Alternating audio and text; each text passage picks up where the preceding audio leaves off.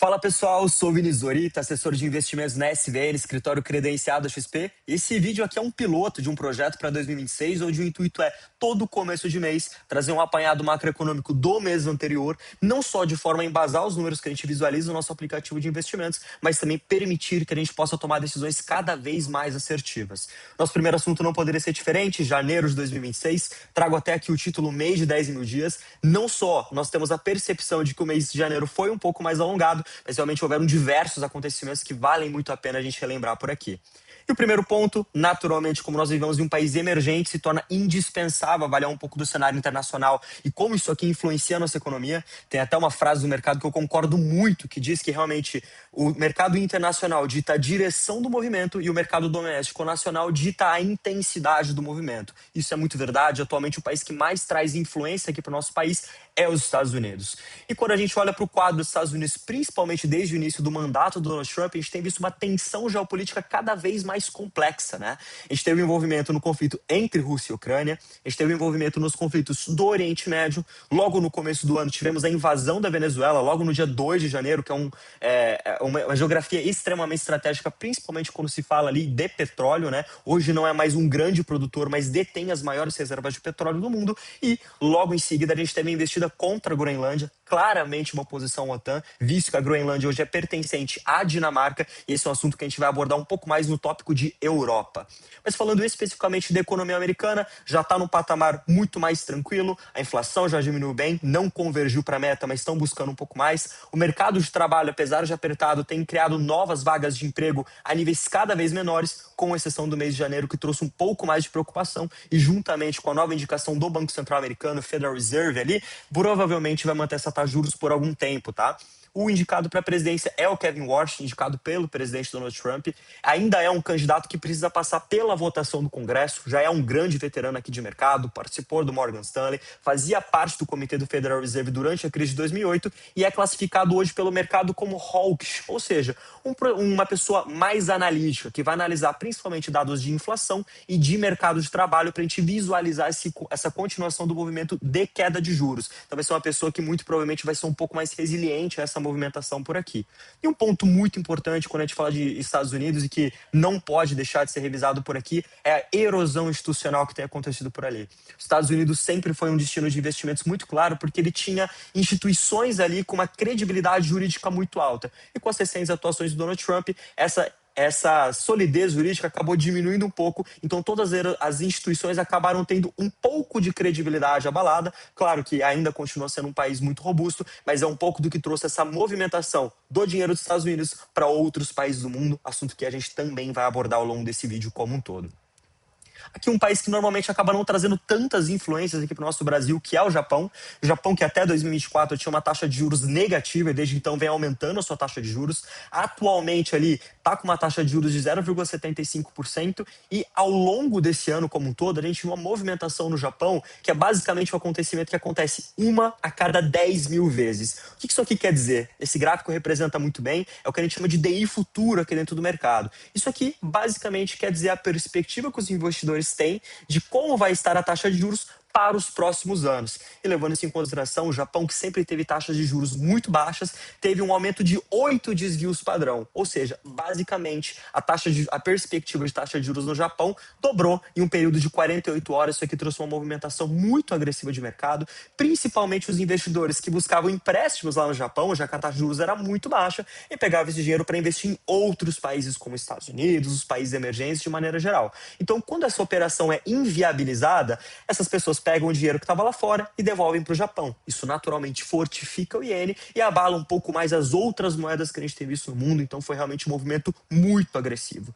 E as causas disso aqui não poderiam ser diferentes. A gente tem uma primeira-ministra nova ali no Japão. Essa primeira-ministra tem o intuito de aumentar os juros ali no Japão, que era um movimento que a gente já não via há muito tempo, e tem um pouco menos de compromisso fiscal, ou seja, um governo que provavelmente vai gastar mais. E por que isso é uma preocupação?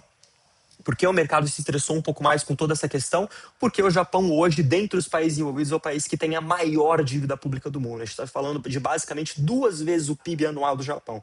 Então é bastante coisa, a gente precisa entender com um pouco mais de cautela realmente como vai ser a atuação dessa primeira-ministra, mas num primeiro momento trouxe uma movimentação do Japão que a gente já não via há décadas. Continuando os nossos tópicos aqui, entrando um pouco no detalhe de Europa. Europa que acabou sendo ponto-chave ali de vários acordos comerciais muito interessantes, principalmente levando em consideração que os Estados Unidos diminuiu a sua influência na Europa, né?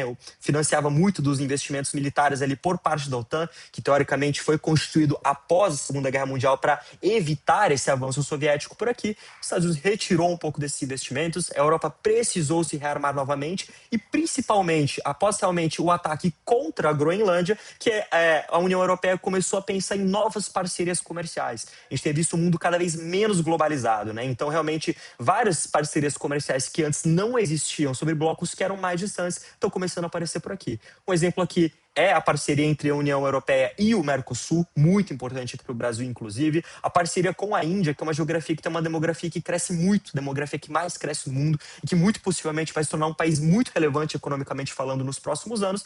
E, além disso, a gente tem visto essa movimentação natural de diversificação global e, no caso, realmente, de uma investida contra a Groenlândia, várias medidas de retaliação podem ser impostas ali pela Europa. Vale a pena a gente aguardar um pouco mais sobre a situação, se ela vai ser resolvida de uma forma um pouco mais diplomática, mas a princípio isso aqui é um pouco do nosso cenário base.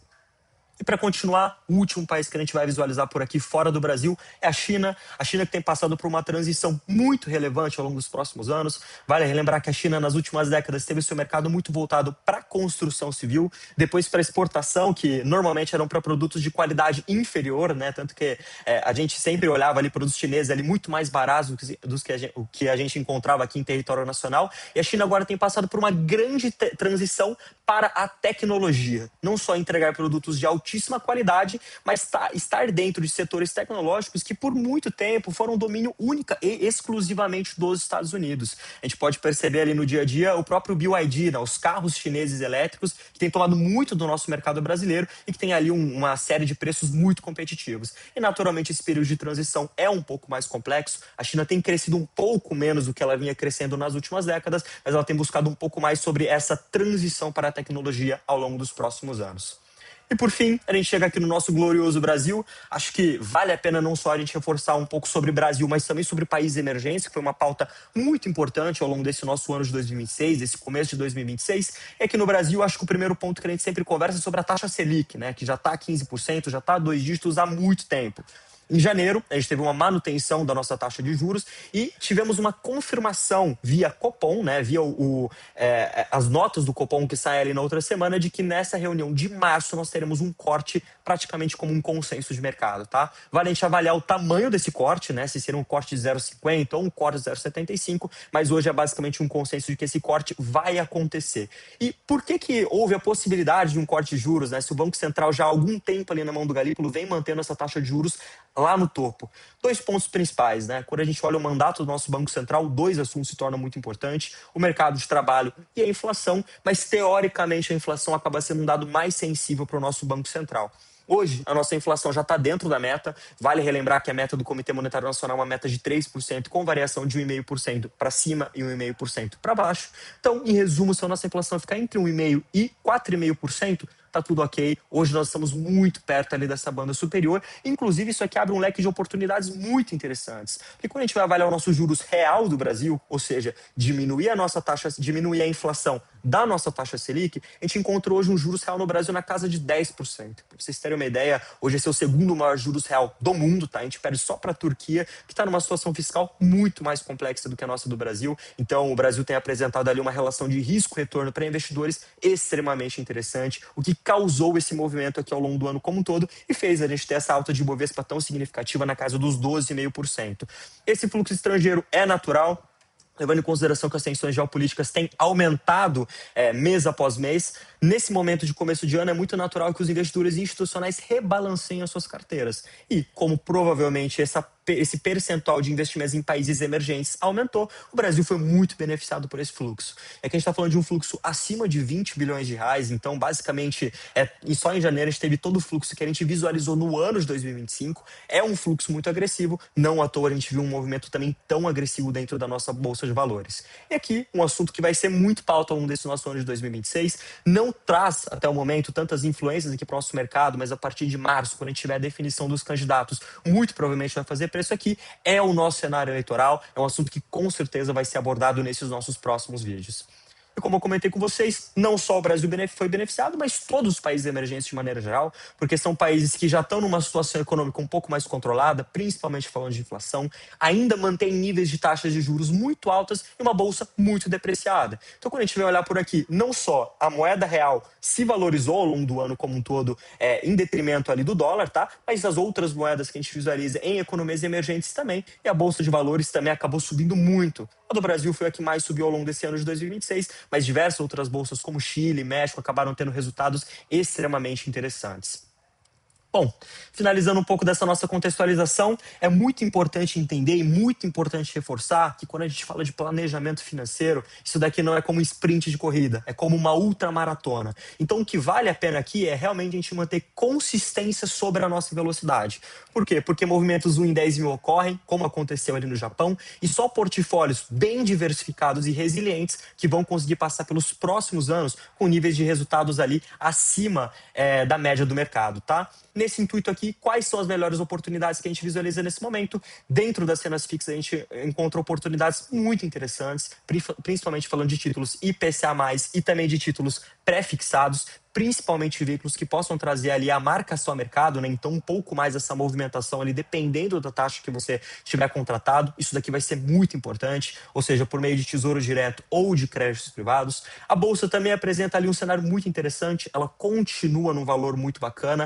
A gente gosta de dimensionar essa bolsa de valores por uma relação preço sobre lucro, então não só vale a pena a gente olhar se o Ibovespa está em 190, 185 mil pontos, mas as empresas estão entregando esses resultados e na média a gente tem encontrado resultados muito interessantes, então ainda tem muito espaço para essa bolsa de valores subir, mas aqui vale muito a pena a gente ter muitos pensamentos relacionados a estruturas defensivas de forma a preservar os bons ganhos que a gente teve ao longo desse mês como um todo.